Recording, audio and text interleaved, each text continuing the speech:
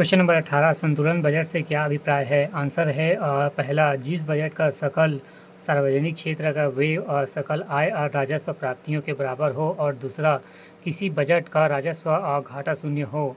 Question number 18 व्याख्या, मतलब दोनों सही हैं। क्वेश्चन नंबर 18 व्याख्या, ऐसे बजट जिसमें सरकार के सार्वजनिक व्यय एवं सार्वजनिक आय में कोई अंतर नहीं है संतुलन बजट कहलाता है, अगर किसी बजट का राजस्व घाटा शून्य हो। क्वेश्चन नंबर 19, दुनिया के विभिन्न बड़े बांधों का लगभग 57% बड़े बांध 19 आंसर है सी, चीन और भारत में हैं। क्वेश्चन नंबर 19, दुनिया के विभिन्न बड़े बांधों का लगभग 57% बड़े बांध चीन और भारत में हैं। क्वेश्चन नंबर 20, खाओ पियो और खुश रहो किसकी नैतिक आदर्श वाक्य है। 20 आंसर है चार्वाक। क्वेश्चन नंबर 20, खाओ पियो और खुश रहो किसकी नैतिक आदर्श वाक्य है। चार्वाक। क्वेश्चन नंबर 20 व्याख्या, यह नैतिक आदर्श वाक्य नास्तिक शिरोमणि चार्वाक को सुखवाद से संबंध है, जिनका प्रसिद्ध कथन है यजस्वी नहीं या वेजस्वी सुख जीवते ऋण कृतज्ञ घृत पीयते भूस्मि भूतस्य देहस्य पुनरागमन कुतः। इसी सुखवादी वाक्य को पाश्चात्य दार्शनिकों ने eat drink and B Mary को खाओ पियो पियो और खुश रहो कहा। चार्वाक की इस कथन का पूर्ण अर्थ है, जब तक जियो खुद से जियो, उधार लेकर घी पियो, क्योंकि देह की मृत्यु के बाद पृथ्वी का पुनर्गमन संभव नहीं है।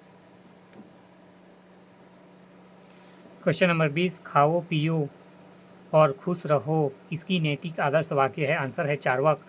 क्वेश्चन नंबर 20 व्याख्या, यह नैतिक आदर्श वाक्य नास्तिक शिरोमणि चार्वाक के सुखवाद से संबंधित है, जिसका प्रसिद्ध कथन है या जीवते सुख जीवते ऋण कृतज्ञता घृतः पीयते भवेस्मि भूतस्य देहस्य पुनरागमन कुतः। इसी सुखवादी वाक्य को पाश्चात्य दार्शनिकों ने ईट ड्रिंक एंड बी मेरी को खाओ पियो और खुश रहो कहा। चार्वाक को इस कथन का पूर्ण अर्थ है, जब तक जियो सुख से जियो, उधार लेकर घी पियो, क्योंकि देह की मृत्यु के बाद पृथ्वी पर पुनर्गमन संभव नहीं है। क्वेश्चन नंबर 21, 1891 में आयु असहमति अधिनियम के प्रति तिलक जी की क्या प्रतिक्रिया थी। 21 आंसर है सी, पूर्ण विरोध। क्वेश्चन नंबर 21, 1891 के आयु असहमति अधिनियम के प्रति तिलक जी का क्या प्रतिक्रिया थी। आंसर है सी, पूर्ण विरोध। क्वेश्चन नंबर 21, व्याख्या, सहमति आयु अधिनियम 1891 के तहत लड़कियों के विवाह की उम्र 14 से घटाकर 12 कर दी गई थी, अंततः बाल गंगाधर तिलक ने इसका विरोध किया। क्वेश्चन नंबर 21 व्याख्या, सहमति आयु अधिनियम 1891 के तहत लड़कियों की विवाह की उम्र 14 से घटाकर 12 कर दी गई थी, अंततः बाल गंगाधर तिलक ने इसका विरोध किया। क्वेश्चन नंबर 22, सर्वोच्च न्यायालय के न्यायाधीश और नियंत्रण महालेख में क्या समानताएं हैं। 22 आंसर है सी, पहला नियुक्ति और दूसरा वेतन और तीसरा प्रसूति कार्यकाल नहीं।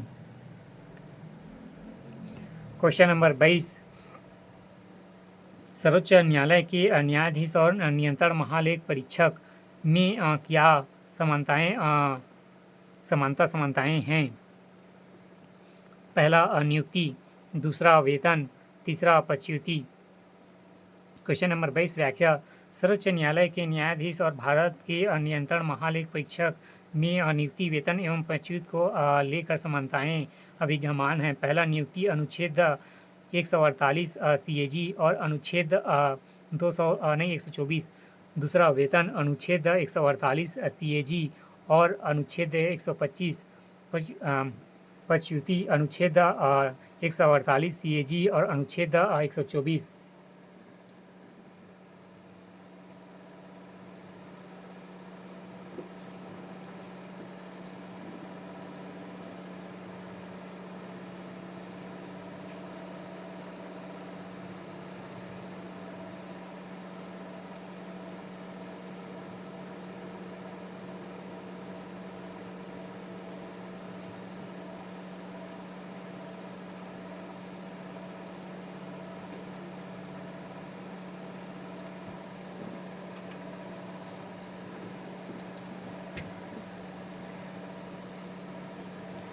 क्वेश्चन नंबर 22 व्याख्या।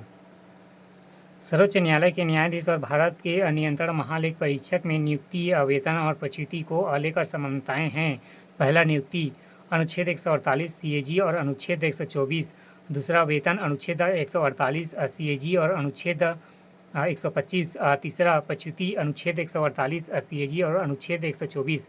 क्वेश्चन नंबर 23, किसी विधेयक पर राष्ट्रपति के निषेध अधिकारों को निरस्त करने के लिए किस बहुमत की आवश्यकता होती है? 23 आंसर है बी, साधारण बहुमत। क्वेश्चन नंबर 23, किसी विधेयक पर राष्ट्रपति के निषेध अधिकार को निरस्त करने के लिए किस बहुमत की आवश्यकता होती है? आंसर है बी, साधारण बहुमत। क्वेश्चन नंबर 23 व्याख्या। राष्ट्रपति के निषेध अधिकार को निरस्त करने की शक्ति संसद में निहित है। यदि राष्ट्रपति संविधान के अनुच्छेद 111 के तहत संसद द्वारा पारित किसी विधेयक पर निषेध अधिकार शक्ति का प्रयोग करता है किंतु संसद राष्ट्रपति के निर्णय से सहमत न हो तो वह राष्ट्रपति के इस वीटो को साधारण बहुमत से पुनः पारित कराकर राष्ट्रपति के निषेध अधिकारों को निरस्त कर सकती है।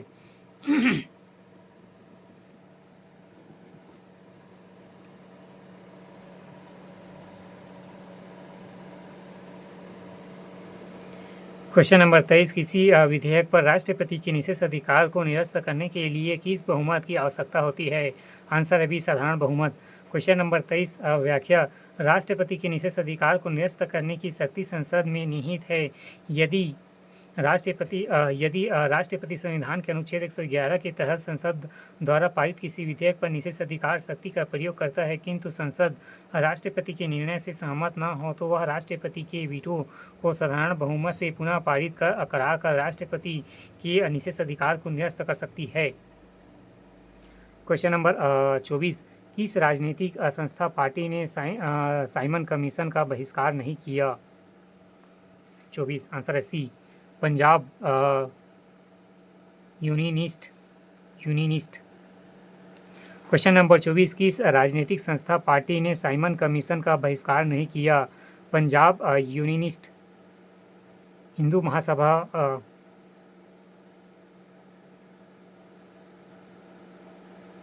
किया था, हिंदू महासभा ने बहिष्कार किया था, मुस्लिम लीग ने भी किया था और भारतीय कांग्रेस ने भी किया था, बट पंजाब यूनियनिस्ट ने नहीं किया था।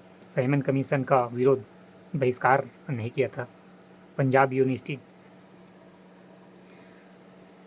क्वेश्चन नंबर 124, किस राजनीतिक संस्था पार्टी ने साइमन कमीशन का बहिष्कार नहीं किया? पंजाब यूनियनिस्ट। हिंदू महासभा ने किया था, मुस्लिम लीग ने किया था और भारतीय कांग्रेस ने किया था। क्वेश्चन नंबर 25, मुगल साम्राज्य में नील उत्पादन का सबसे प्रसिद्ध क्षेत्र था? 25 आंसर है डी, बयाना। क्वेश्चन नंबर 25, मुगल साम्राज्य में नील उत्पादन का सबसे प्रसिद्ध क्षेत्र था बयाना। क्वेश्चन नंबर 25 व्याख्या। मुगल काल में बयाना नील उत्पादन का प्रमुख केंद्र हुआ करता था। क्वेश्चन नंबर 25 व्याख्या। मुगल काल में बयाना नील उत्पादन का प्रमुख क्षेत्र हुआ करता था। क्वेश्चन नंबर 26, भारत का पहला भाषाई सर्वेक्षण किसके द्वारा आयोजित किया गया था? 26 आंसर है C, Grierson. Question number 26, question number 26, Bharat का पहला भाषाई सर्वेक्षण किसके द्वारा आयोजित किया गया था? ग्रियर्सन। क्वेश्चन नंबर 26, भारत का पहला भाषाई सर्वेक्षण किसके द्वारा आयोजित किया गया था? ग्रियर्सन। क्वेश्चन नंबर 26 व्याख्या। भारतीय भाषाई सर्वेक्षण जॉर्ज ग्रियर्सन के नेतृत्व में वर्ष 1894 में 1928 के मध्य ब्रिटिश राज के अधीन किया गया था। इसमें कुल 364 भारतीय भाषाओं और बोलियों का सर्वेक्षण किया गया था। क्वेश्चन नंबर 26, भारत का पहला भाषाई सर्वेक्षण किसके द्वारा आयोजित किया गया था? George Grierson. क्वेश्चन नंबर 26 व्याख्या। भारतीय भाषाई सर्वेक्षण जॉर्ज ग्रियर्सन के नेतृत्व में 1894 से 1928 के मध्य ब्रिटिश राज के अधीन किया गया था। इसमें कुल 364 भारतीय भाषाओं और बोलियों का सर्वेक्षण किया गया था।